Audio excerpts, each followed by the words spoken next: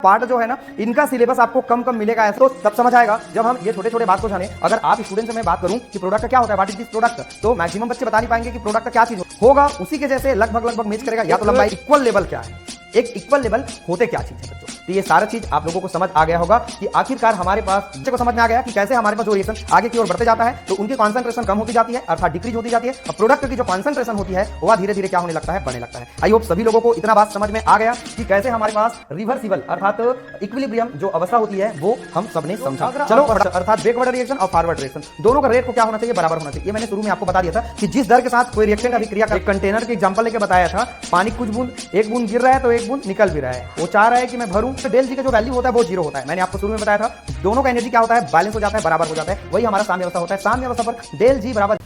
Hello दोस्तों, आज के इस नए वीडियो में आप सभी लोगों का स्वागत है। दोस्तों आज की वीडियो में हम नए चीज को पढ़ने जा रहे हैं। दोस्तों अभी तक आपने ऑर्गेनिक केमिस्ट्री को पढ़ा होगा, बहुत इजी तरीके से मैंने समझाने की कोशिश किया।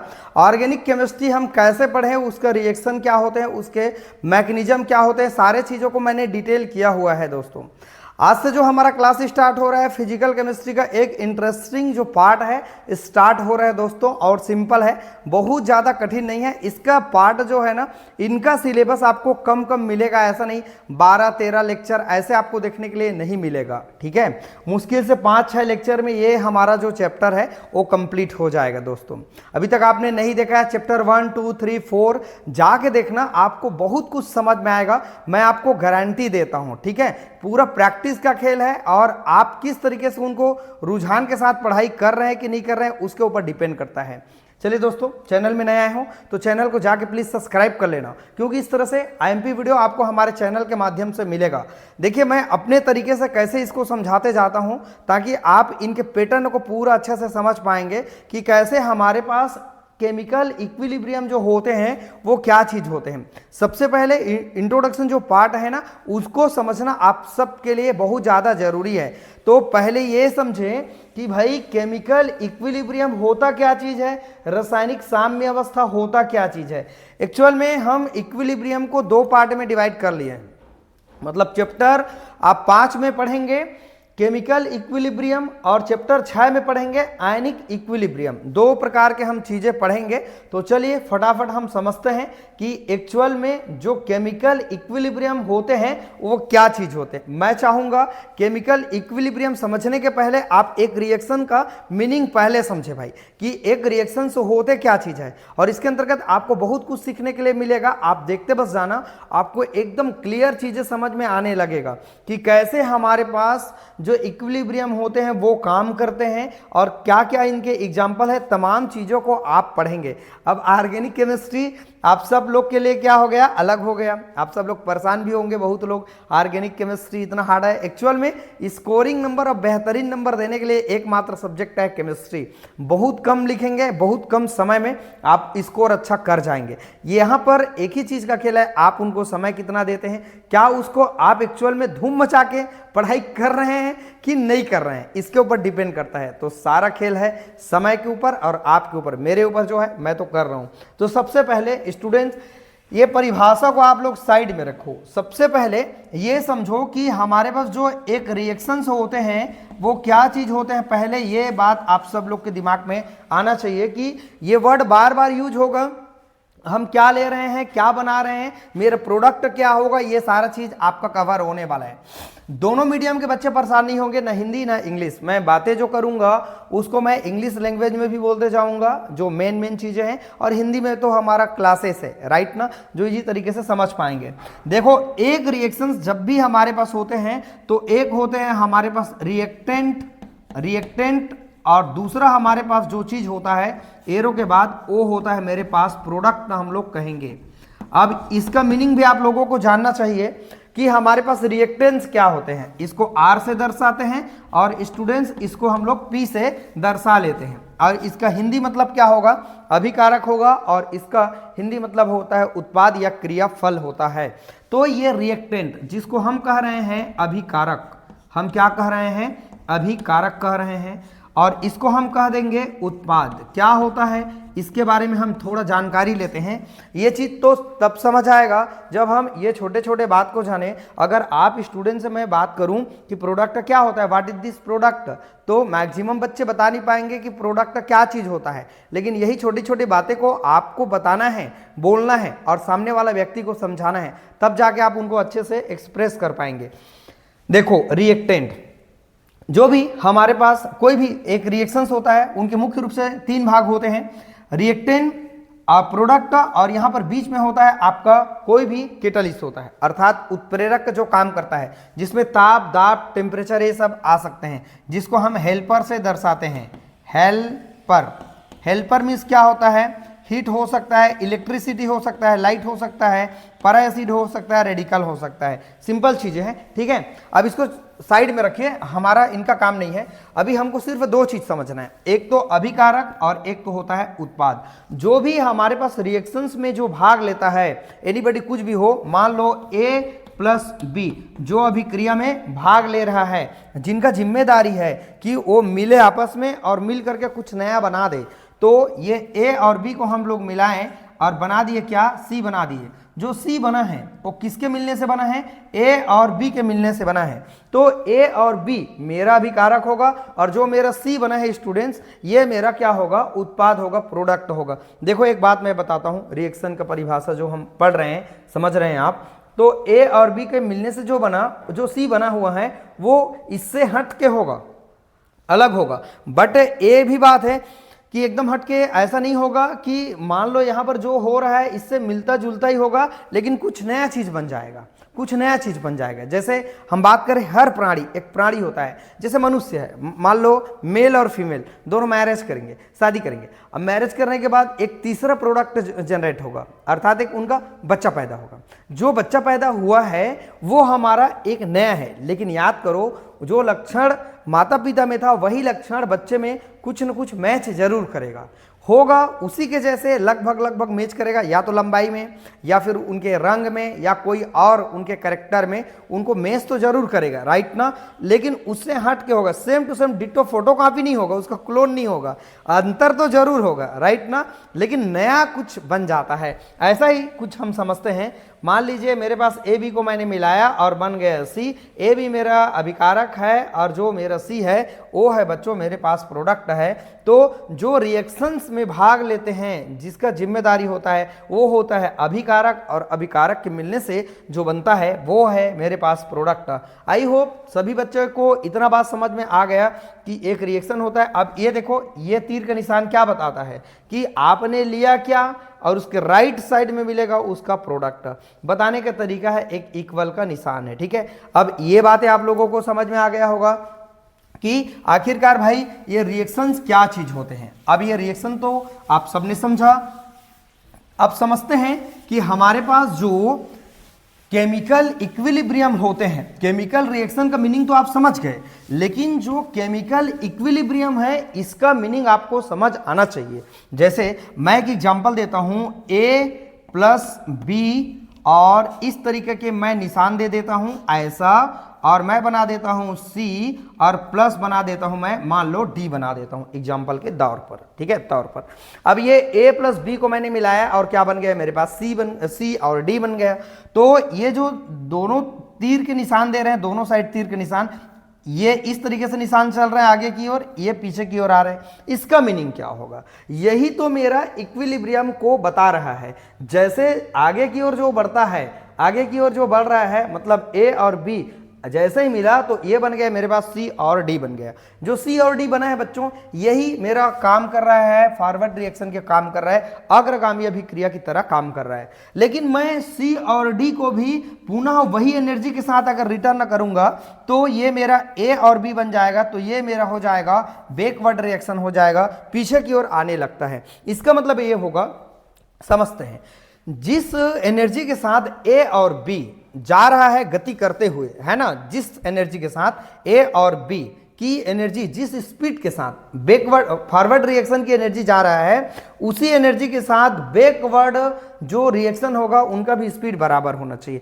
अर्थात हम समझें कि फॉरवर्ड रिएक्शन कोई भी हमारे पास यहाँ हम कह सकते हैं रेट ऑफ रिएक्शन या फिर rate of forward reaction equal to rate of backward reaction, अर्थात दोनों का एनर्जी को क्या होना चाहिए, बराबर होना चाहिए। अभी मैं मीनिंग को बताते जाऊंगा, एक एक चीज को समझाऊंगा, बस आप इंट्रोडक्शन पार्ट को बेहतरीन तरीके से समझना, आपको इतना मजा आएगा ना, इंटरेस्टिंग पार्ट है, पूरा आप डिटेल करेंगे 30-35 मिनट के वीडियो में।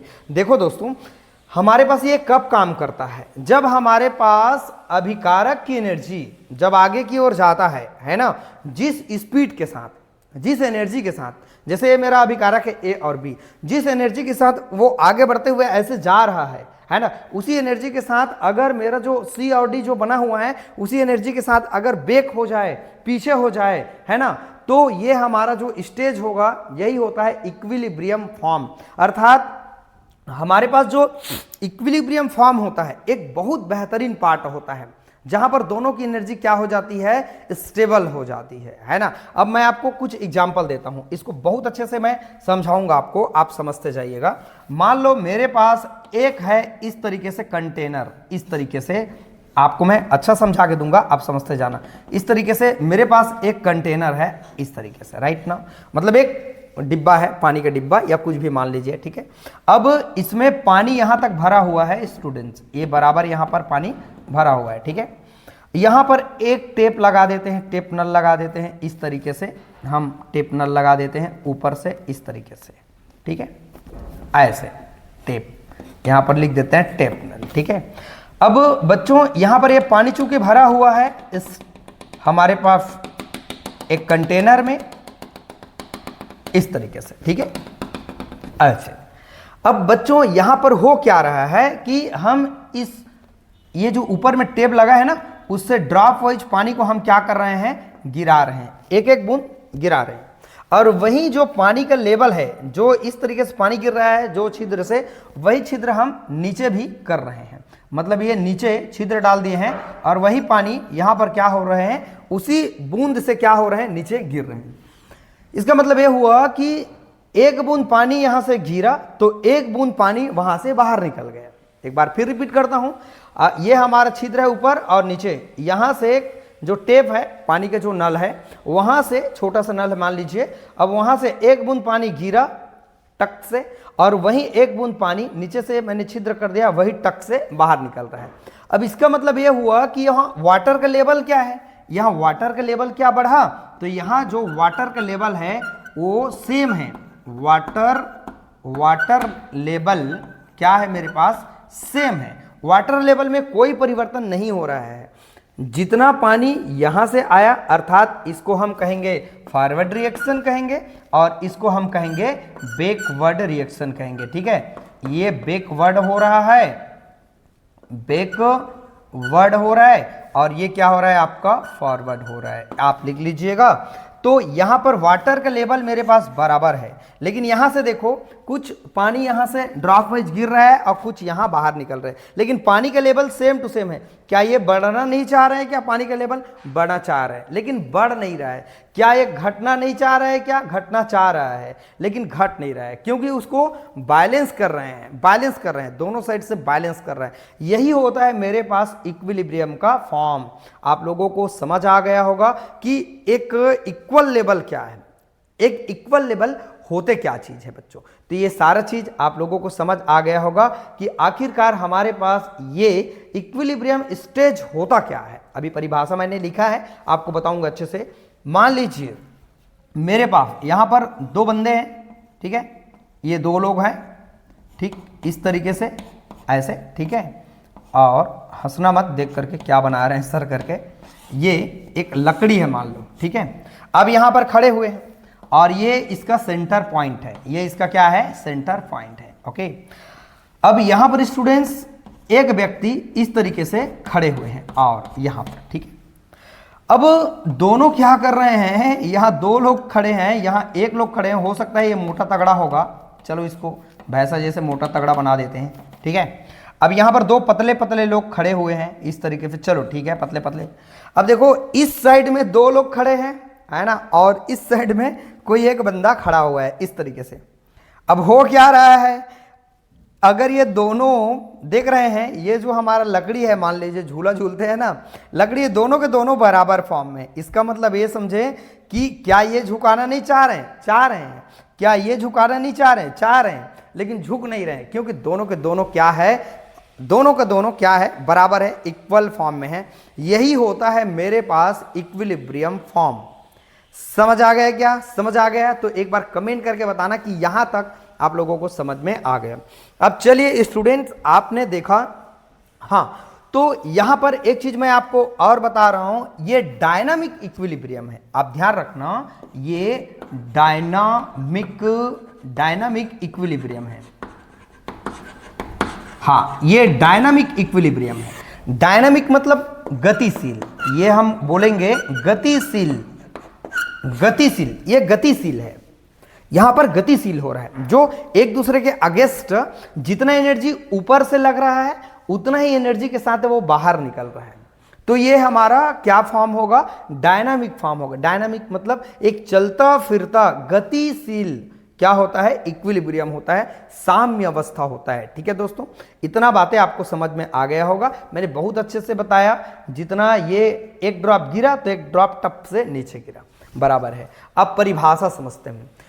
किसी उत्क्रमणीय अभिक्रिया की, यही तो उत्क्रमणीय है जो दोनों दिशाओं में काम करती है। जितना एनर्जी लेके अभिकारक उत्पाद में कन्वर्ट होता है, उतने ही एनर्जी लेकर के उतने ही स्पीड के साथ हमारे पास जो उत्पाद होता है वह रिएक्टेंट में कन्वर्ट हो जाता है।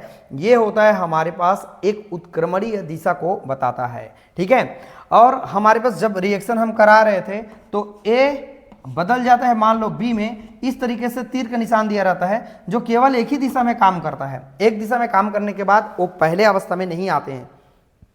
यह होता है हमारे पास इरिवर्सिबल, है ना, अनुत्क्रमणीय अभिक्रिया। अभी समझेंगे बातें, पहले तो समझ लो कि रासायनिक साम्य अवस्था का मतलब क्या होता है, इसका अर्थ क्या होता है। मैं आपको कई तरह से एग्जांपल देके समझा रहा हूं। ये एग्जांपल पेपर में नहीं लिखना है, आपको सीधा परिभाषा लिखना है और बाकी जो चीजें और मैं बताऊंगा उसको आप लोगों को लिखना है। देखो, किसी उत्क्रमणीय अभिक्रिया की वह अवस्था जिसमें क्रियाकारक अर्थात रिएक्टेंट तथा उत्पाद अर्थात प्रोडक्ट का सांद्रण समय के साथ परिवर्तित नहीं होते हैं। Their concentration no change.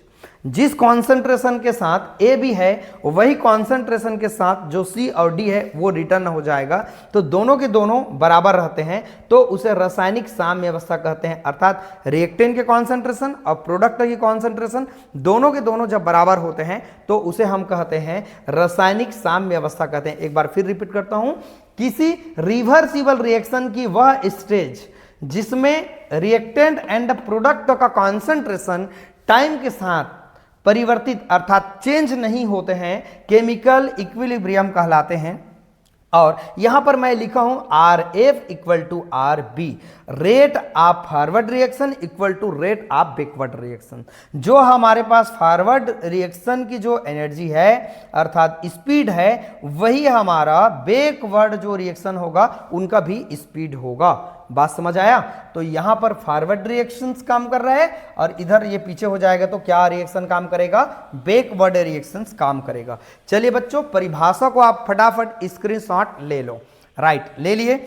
एक बात मैं आप लोगों को और क्लियर कर देता हूं, बहुत ध्यान से सुनते जाना, समझते जाना भाई, आपको इतना बेहतरीन समझ में आएगा ना, मैं क्या बोलूं आपको। देखो, जब हमारे पास कोई भी रिएक्शन होता रहता है, जब हमारे पास, मैं यहां लिखता हूं, जब कोई भी रिएक्शन मेरे पास होता रहता है, R से बन जाता है, मान लो प्रोडक्ट बन जाता है। ठीक है, तो जैसे जैसे रिएक्शंस आगे की ओर बढ़ते जाता है तो मेरे पास जो रिएक्शन की कॉन्सेंट्रेशन हो, रिएक्टेंट की जो कॉन्सेंट्रेशन होती है वो कम होते जाता है, और जो प्रोडक्ट की कॉन्सेंट्रेशन होती है वो धीरे धीरे धीरे धीरे क्या होने लगता है? बढ़ने लगता है। अर्थात इसी को हम रेट ऑफ रिएक्शन में पढ़ेंगे।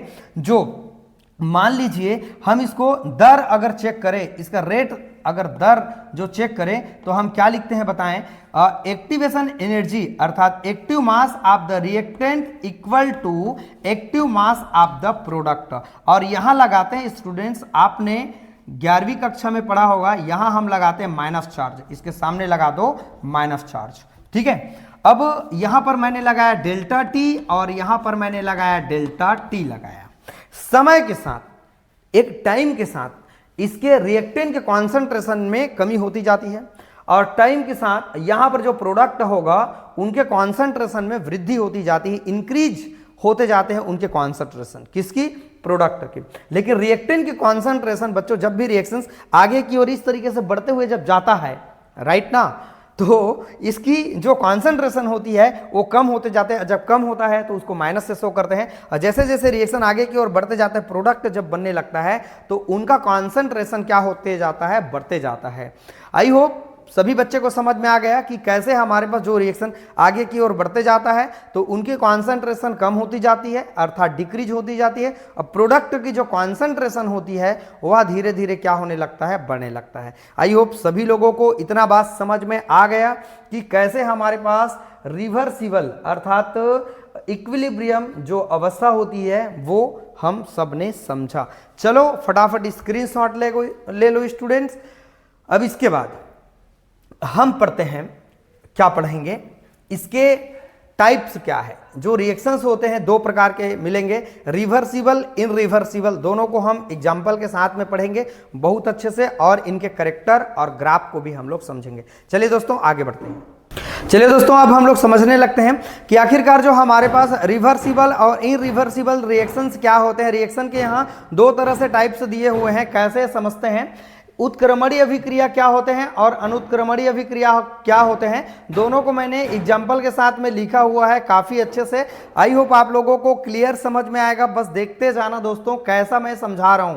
और इसी तरीके से आप लोग नोट्स बनाते जाते हैं तो मैं 100% आपको कह सकता हूं कि आप लोग बहुत अच्छे से नंबर ला सकते हैं, प्लस भूलेंगे नहीं, चीजों को सीख सकते हैं, समझ सकते हैं। देखो उत्क्रमणीय, इसका मीनिंग ये होगा जो दोनों दिशा में काम करता है। सीधा एक लाइन पहले लिख सकते हैं आप, उत्क्रमणीय अभिक्रिया। रिवर्सिबल वो होता है जो दोनों दिशा में काम करता है।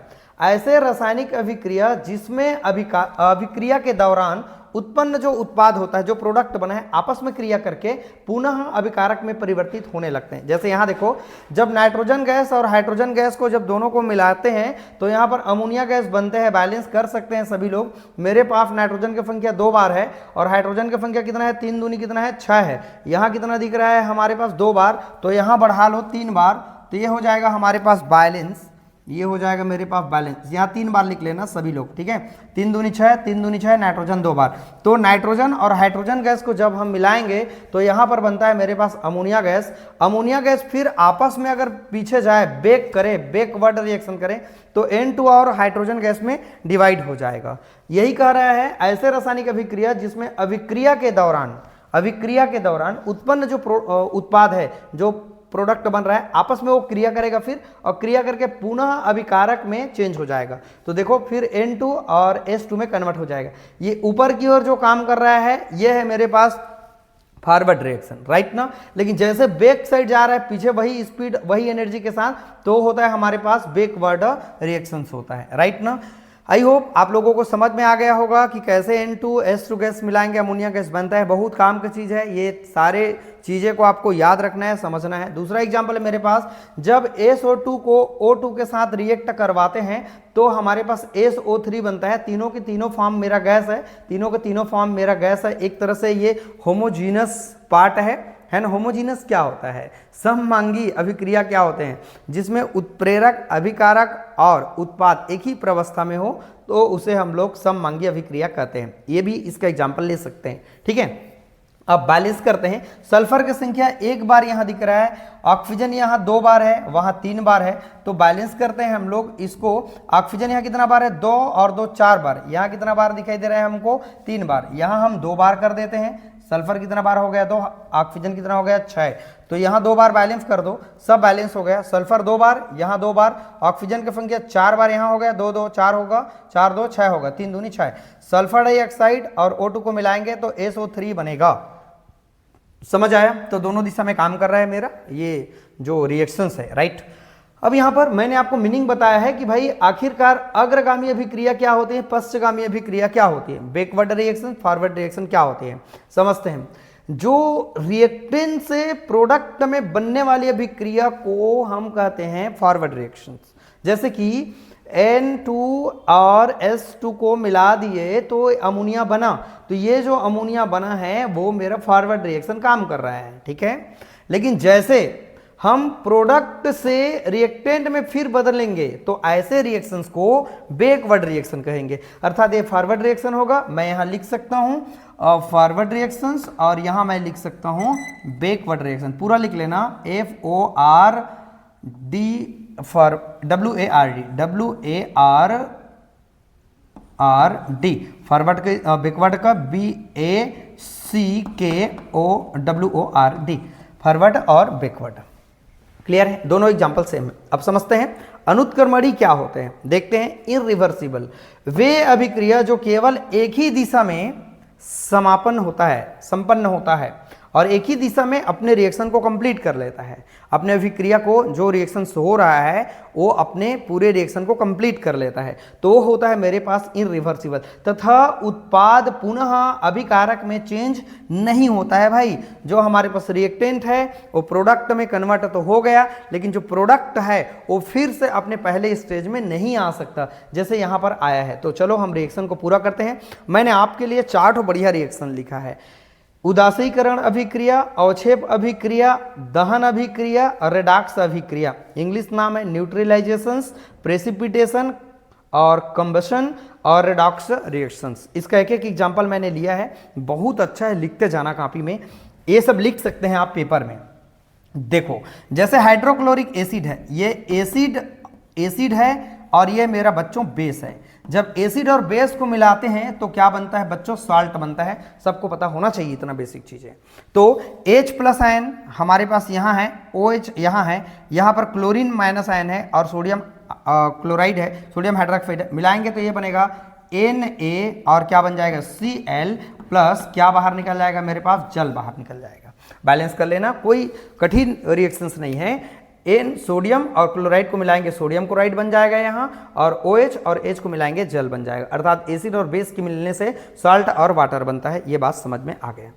चलो इसको भी देखते हैं। हमारे पास सिल्वर क्लोराइड है, सोडियम क्लोराइड है और यहाँ पर AgNO3 है, आपने 11वीं कक्षा में पढ़ा होगा। तो ये बन जाएगा AgCl बन जाएगा, AgCl।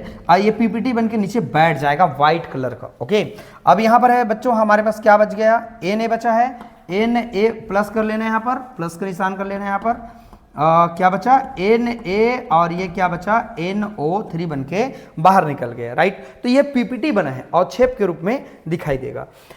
दहन अभिक्रिया क्या होते हैं, जिसमें कोई मेटल को ऑक्सीजन के प्रेजेंट में जब रिएक्शन कराते हैं तो ये होता है दहन अभिक्रिया। तो ये हम मिलाएंगे तो MgO बनेगा। बैलेंस कर लो, ऑक्सीजन 2 बार है तो इधर तो नहीं बढ़ाएंगे, इधर बढ़ाएंगे। Mg 2 बार हो गया, यहाँ भी 2 बार कर लेना। Mg 2 बार, ऑक्सीजन 2 बार, सब बैलेंस है। हमने पढ़ा है रेडॉक्स अभिक्रिया। जिंक को कॉपर सल्फेट के विलयन में जब डुबाते हैं तो जिंक सल्फेट बनता है। तो ये बन जाता है जिंक मेरे पास सल्फेट और बाहर निकल जाएगा मेरे पास कॉपर बाहर निकल जाएगा। ये हमारा सॉलिड फॉर्म है, ये हमारा सॉलिड फॉर्म है, ये मेरा एक्वस फॉर्म है, जली विलयन है, ये भी एक्वस लिख सकते हैं। राइट, अब एक बात समझने का है कि जो मैं रिएक्शंस में ले रहा हूं, जो मेरा रिएक्टेंट है 4 तरीके से अलग अलग, तो उसको मिला करके मैंने प्रोडक्ट तो बना दिया, लेकिन ये प्रोडक्ट वापस फिर नहीं जा सकता। जैसे आपके घर में नमक है, वो जो खाते हैं वही वाला नमक है। जैसे हाइड्रोक्लोरिक एसिड सोडियम हाइड्रोक्साइड को मिला के नमक तो बना दिया, ठीक है, लेकिन नमक को फिर हम HCl और सोडियम हाइड्रोक्साइड में नहीं बदल सकते। यही होता है मेरे पास इरिवर्सिबल रिएक्शंस। आप लोगों को पेपर में पूछ सकता है कि उत्क्रमणीय अभिक्रिया और अनुत्क्रमणीय अभिक्रिया क्या चीज होता है। आई होप मैंने आपको क्लियर समझाया बच्चों, एकदम इजी तरीके से समझाया। देखो सबका मीनिंग लिखते गए हो मैंने, है ना, और पूरा चीजों को आपको कवर कर दिया। चलो स्क्रीनशॉट पहले ले लो। तो ठीक है बच्चों, आप सब ने स्क्रीनशॉट ले लिया। अब चलो, अब हम इसके कैरेक्टर को समझते हैं और साथ में इसके थोड़ा सा ग्राफ को भी हम कवर कर लेंगे कि कैसे इसके ग्राफ काम करते हैं। चलिए दोस्तों हम लोग आगे बढ़ते हैं। चलिए स्टूडेंट, अब हम लोग इनके लक्षण को समझते हैं कि रासायनिक साम्य अवस्था के अभिलक्षण क्या है। बहुत स्पेशल है और जो मैंने ग्राफ यहाँ पर बनाया हुआ है बहुत इंपॉर्टेंट है और स्पेशल है। आप पूरा लास्ट तक समझना, ज़्यादा नहीं, थोड़ा सा और है, ये 5-7 मिनट लगेगा, फिर ये सब चीज़ कवर हो जाएगा। दोस्तों चैनल में नए आए हो तो चैनल को सब्सक्राइब जरूर कर लेना, क्योंकि इस तरह से MP वीडियो आपको हमारे चैनल के माध्यम से मिलेगा दोस्तों। ठीक है, देखो पहला क्या है इक्विलिब्रियम अर्थात साम्य अवस्था पर जो तंत्र है अर्थात सिस्टम के मापने योग्य प्रॉपर्टीज, अगर मेजर करने वाला जो भी प्रॉपर्टीज है, गुण है, जैसे कि ताप, दाब, रंग और सांद्रता स्थिर रहता है, स्टेबल रहता है। अर्थात जो टेम्परेचर है, प्रेशर है, कलर है, कॉन्सेंट्रेशन है, वो सब का सब क्या होता है, स्थिर होता है। बिल्कुल सही बात है। साम्य अवस्था पर कोई भी जो सिस्टम होगा उनका ताप, दाब, रंग और कॉन्सेंट्रेशन स्टेबल होता है, चेंज नहीं होता है। दूसरा है साम्य अवस्था केवल बंद पात्र पर ही संपन्न होता है या प्राप्त होता है। दो बार लिख लिया क्या? साम्य अवस्था केवल बंद पात्र, यहां लिखना पात्र है ना, बंद पात्र में ही प्राप्त होता है, क्योंकि खुले जो सिस्टम होते हैं उसमें हमारे पास जो उत्क्रमणीय अभिक्रिया है वह नहीं होता है। तो ये बंद पात्र होना जरूरी है, क्लोज सिस्टम हमारे पास होना चाहिए। तीसरा है हमारे पास साम्य अवस्था पर उत्क्रमणीय अभिक्रिया में अग्र एवं पश्च अभिक्रिया का वेग समान होता है। ये तो हम शुरू से पढ़ रहे हैं, ये सारा चीज इंट्रोडक्शन में मैंने कवर कर दिया है कि हमारे पास जो इक्विलिब्रियम पार्ट है उसमें हमारा जो अग्र और पश्च अर्थात बैकवर्ड रिएक्शन और फॉरवर्ड रिएक्शन दोनों का रेट को क्या होना चाहिए, बराबर होना चाहिए। ये मैंने शुरू में आपको बता दिया था कि जिस दर के साथ कोई रिएक्टेंट अभिक्रिया कर रहा है और प्रोडक्ट बना रहा है, वही दर के साथ, वही स्पीड के साथ जो प्रोडक्ट है वो रिएक्टेंट में कन्वर्ट होगा। ये हमारा कितना पार्ट हो गया, तीसरा। शुरू में मैंने आपको बताया था जो इक्विलिब्रियम होता है वो डायनामिक नेचर होते हैं, अर्थात चलता फिरता गतिकीय प्रकृति का होता है। आपको मैंने शुरू में एक कंटेनर के एग्जांपल लेके बताया था, पानी कुछ बूंद, एक बूंद गिर रहा है तो एक बूंद निकल भी रहा है। वो चाह रहा है कि मैं भरूं और वो चाह रहा है कि मैं गिरूं, लेकिन दोनों के दोनों क्या है, बैलेंस है। ठीक, ये है इक्विलिब्रियम। पांचवा है अभिकारक साम्य अवस्था इस तथ्य से अप्रभावित रहता है कि अभिक्रिया को किस दिशा से प्रारंभ किया गया है। बिल्कुल, मतलब जैसे N2 और H2 को मिलाए थे तो अमोनिया बन गए थे, लेकिन अमोनिया को भी हम रिएक्ट कर देंगे तो N2 और H2 में कन्वर्ट हो जाएगा। अर्थात ये जरूरी नहीं कि ये कौन सी दिशा से प्रारंभ हो रही है, कोई दिशा से भी प्रारंभ कर सकते हैं, या बैकवर्ड से या फॉरवर्ड से, राइट ना। तो ये है। छठवा है हमारे पास साम्य अवस्था पर डेल जी का जो वैल्यू होता है वो 0 होता है। मैंने आपको शुरू में बताया था दोनों का एनर्जी क्या होता है, बैलेंस हो जाता है, बराबर हो जाता है, वही हमारा साम्य अवस्था होता है। साम्य अवस्था पर डेल जी बराबर 0 होता है या होगा। सातवां है लास्ट, साम्य अवस्था पर यदि ताप, दाब, सांद्रता में परिवर्तन किया जाए तो साम्य अवस्था ली सातेलिया के थ्योरी, ली सातेलिया के सिद्धांत के अनुसार परिवर्तित हो जाते हैं। ये टॉपिक आपको देखने के लिए मिलेगा। अगर हम चाहते हैं कि जो हमारे पास रिएक्शंस है उसमें हम चेंज कर दें, हेर फेर कर दें, बदलाव कर दें, तो उसके लिए ली सातेलिया का सिद्धांत हम यूज करेंगे और उसके हिसाब से हम उनमें रिएक्शन में चेंज कर सकते हैं। तो बच्चों ये है इनके पूरे करेक्टर, और मैंने बेसिक जितना चीज़ें हैं उसको मैंने आपके लिए लिखा है, बिल्कुल छोड़ना मत। अगर आपको अच्छा नॉलेज चाहिए, अच्छा आपको ज्ञान चाहिए, तो ये चीज़ों को नहीं छोड़ना है। चलो अब हम समझते हैं। एक हमारे पास ये जो ग्राफ दिख रहा है, इसका चित्र का नाम हम लिख सकते हैं चित्र ए। चित्र ए लिख दीजिएगा और यहां लिख दीजिएगा चित्र बी लिख दीजिएगा। ठीक है, ए का मतलब क्या है, समय और समय सांद्रता के साथ रिएक्शन की अभिक्रिया के दर में परिवर्तन। आप ये पहला ग्राफ को लिख लेना, समय के साथ सांद्रण में परिवर्तन लिखना है। यहाँ समय के साथ सांद्रण में परिवर्तन कैसे हो रहा है, जैसे कि मैंने आपको शुरू बताया था, जब भी कोई अभिक्रिया, ये मेरे पास रिएक्टेंस है, जब प्रोडक्ट की ओर बढ़ने लगता है तो इसकी सांद्रता कम होने लगती है और इसकी सांद्रता क्या होने लगती है, बढ़ने लगती है। देखो यहाँ पर ये मेरा प्रोडक्ट है, जब भी अभिक्रिया आगे की ओर बढ़ रहा है समय के साथ बढ़ेगा ना, जैसे जैसे समय उसके ऊपर लगते जाएगा तो कॉन्सेंट्रेशन चेंज होगा।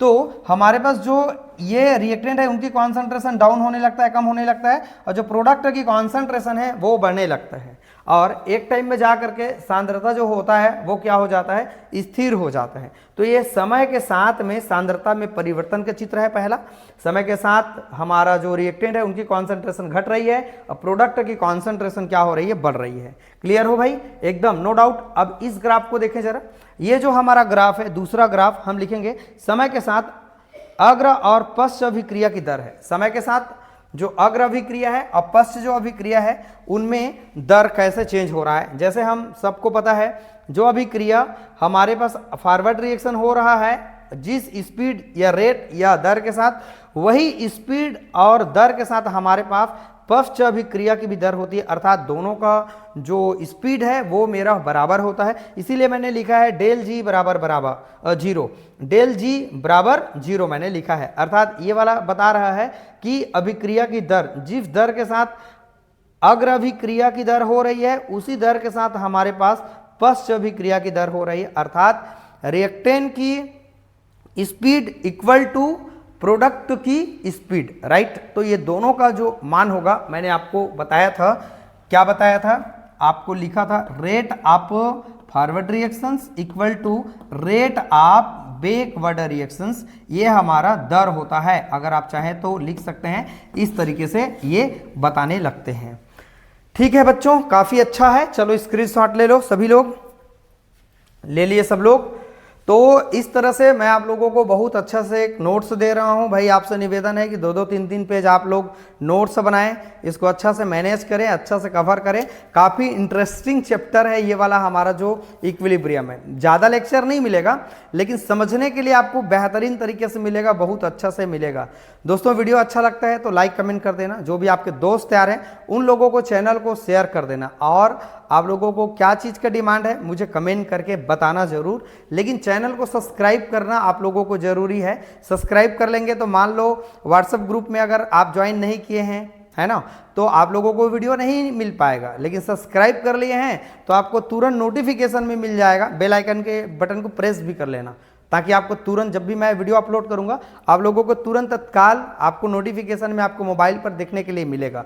कैसा लगा आज का लेक्चर बताना भाई, सभी लोग बताना। मुझे तो बहुत अच्छा लगा, एक्चुअल में बहुत अच्छा लगा। मेरे स्माइल से पता चल रहा है कि ये टॉपिक बहुत शानदार है, कुछ सीखने के लिए है और काफ़ी मेहनत लगता है दोस्तों वीडियो बनाने में। चलिए आप सब लोग मेहनत करते रहिए, 2 महीना पेपर बचा है और समय हमारे पास कम है और फटाफट हमको वीडियो को देखते जाना है, स्पीड बढ़ा लेना है, 1.5 गुना स्पीड बढ़ा करके आप लोग देखते जाएं और नोट्स बनाएं। चलिए दोस्तों वीडियो को वॉच करने के लिए थैंक यू सो मच।